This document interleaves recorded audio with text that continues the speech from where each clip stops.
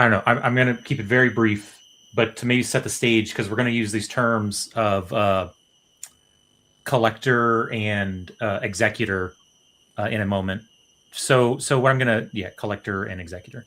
So what we're going to, what I want to show is like a proof of concept, like abstraction of a metagraph in a way, where so like a metagraph is, we all know it has like an application layer that's processing your transactions that come in and like updating your state, and then it's creating snapshots and pushing those down to the global layer and embedding them, and like that's the whole point of the hypergraph and metagraph. But what the metagraph does is it gives you like consensus and networking kind of for free. That's what the metagraph framework does. And the application layer is what you have to define as the metagraph developer.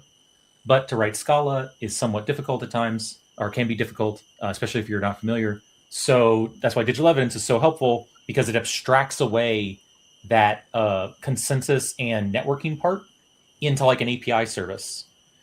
And the interface there is that what you give to digital evidence is a hash, right? And that hash could be anything. So I kind of think of it as like, we have the entire world of possibilities. It's like a huge funnel coming here. Then we have digital evidence as like the one thing that they can all come into in a certain way.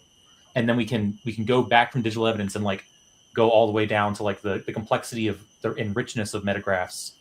So like the construction of digital evidence is very conducive to scaling out on the application side without having to worry about maintaining the infrastructure of the complex infrastructure of the metagraphs. So the way we do that is a metagraph is essentially just two schemas, a state schema and a transaction schema. So it's like the database that you want to maintain and the transactions that are going to update that database over time.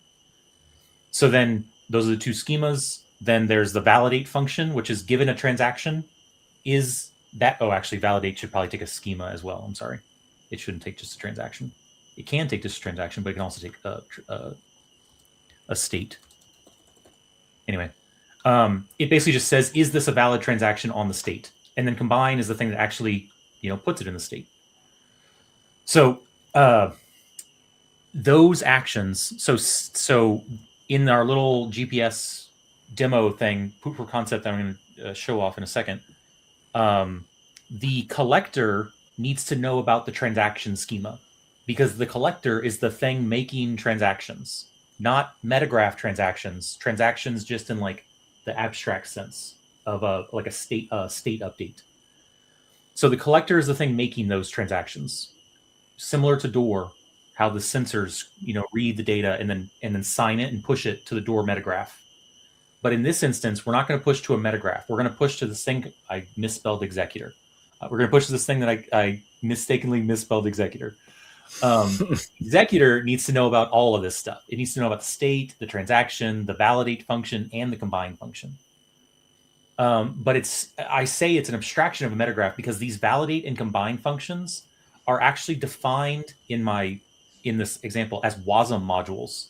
So they can be coupled to GitHub as like separate version controlled definitions that can be pulled in at runtime by the executor, given that it has permissions to actually access it.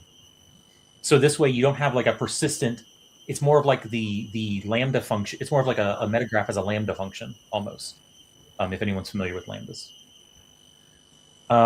Once the executor, so the collector creates the transaction, gets the payload, it does sign it. That's why it has a signature. It pushes down to the executor. The executor runs the channel definitions, the validate and combine functions, against that payload. And for this GPS thing, what we're going to do is we're going to tag it with a certain tag. And then we're also going to sign. We're going to have two signatures now, a signature from the collector and a signature from the executor. And then once you have that whole thing, once you have the data from the collector, its signature, the result from the executor and its signature, all of that whole thing is wrapped up and pushed to digital evidence as a fingerprint. So that's like super meta. Like it's like a metagraph in a metagraph. Yeah, exactly. That was the point. It's a way to like kind of continue this nesting that we've done with metagraphs to hypergraphs.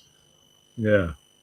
And then this separate verifier thing on the bottom, which allows you that it takes advantage of the immutability of blockchains, so that you can imagine the collector and the executor running in, like maybe in Tanya's example, like in real time, like as orders are coming in, something like the collector and executor are evaluating it and tagging it and like storing it.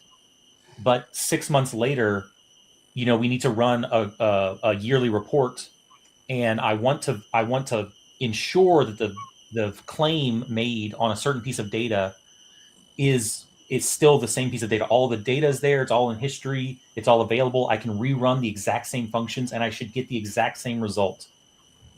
So it doesn't matter if I ran it, a year in the past or right now at like the present time, I should get the same result. And that's what the verifier gives you. You could imagine the verifiers going to like zero knowledge type, like you could expand this into zero knowledge proofs and things, but that's like a whole nother kettle of fish.